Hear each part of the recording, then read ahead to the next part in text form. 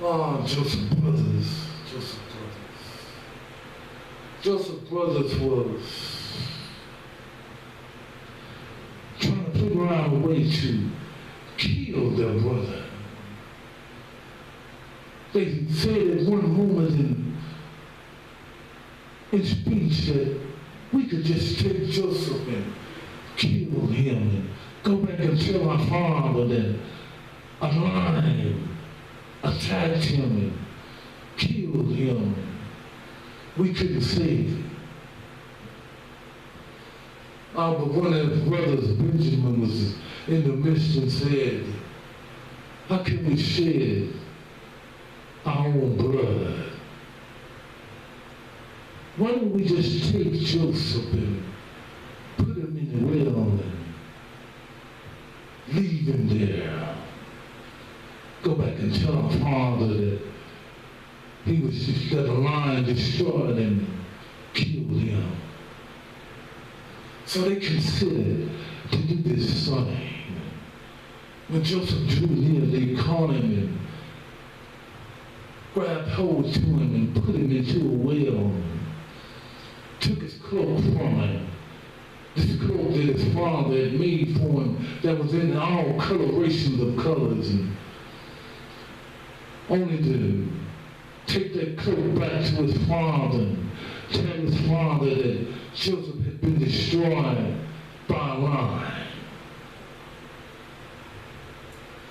But as they were sitting down and having a meal for that day, they seen the Israelites to him, and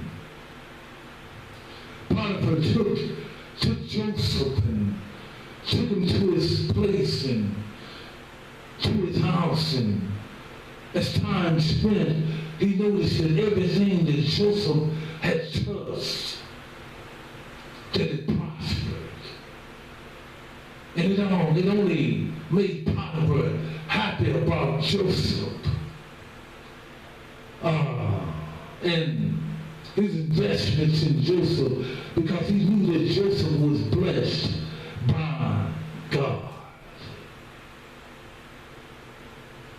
Joseph was blessed by God like his father, Israel, and his grandfather, Abraham. And before Abraham was Noah. As we go back to the beginning of the Bible, we know that God was interested in seed bearing, and seed bearing was a great contraband of God, because he always would say, be fruitful and multiply. So seeds were a special investment of God. There was a seed investment of Noah. There was a seed investment of Abraham. There was a seed investment of Isaac and Esau. There was even a seed investment of Cain and Abel. God is interested in seed, pearls and bearing. Even now, God is interested in seed, bearing in our generation. Even now, God is sifting through generations of generations, picking out seeds of prospering. It was a seed prospering of Noah. It was a seed prospering of Abraham.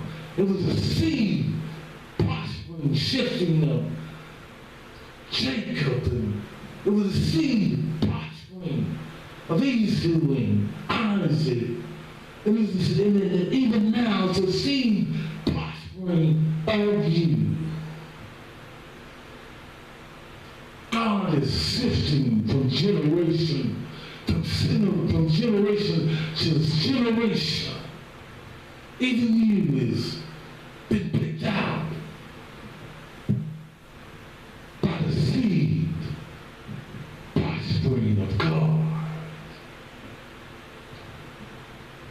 Don't you know, brothers and sisters, you are a seed that God had picked out from one time generation.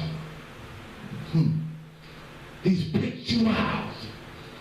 But plus, we got to recognize that we are God's seeds.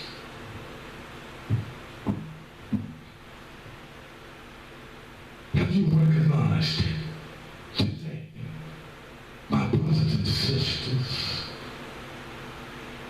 It's not about us and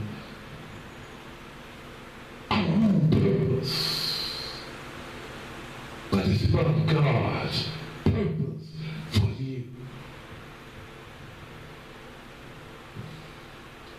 Too many times we try to follow out in our own ancestry's footsteps.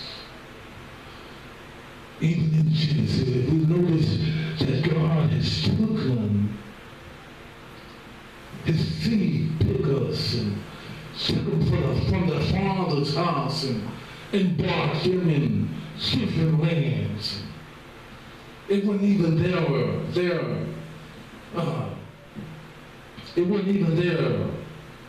prospering that God had blessed them with. God gave them a new prospering.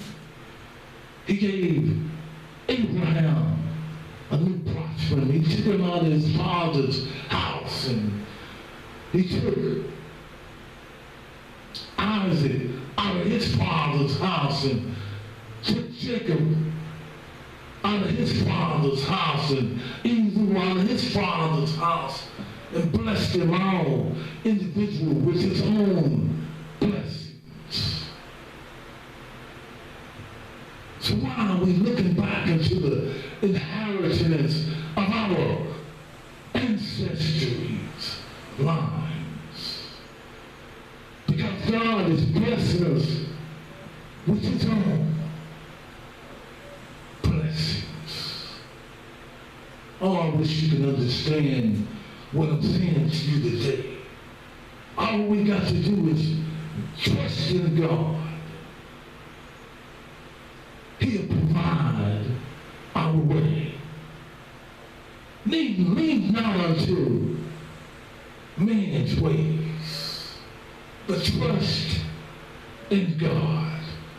Too many times we worry about where man's ways are going to lead us. How we must hold on to man's ways to hold on to prosperity.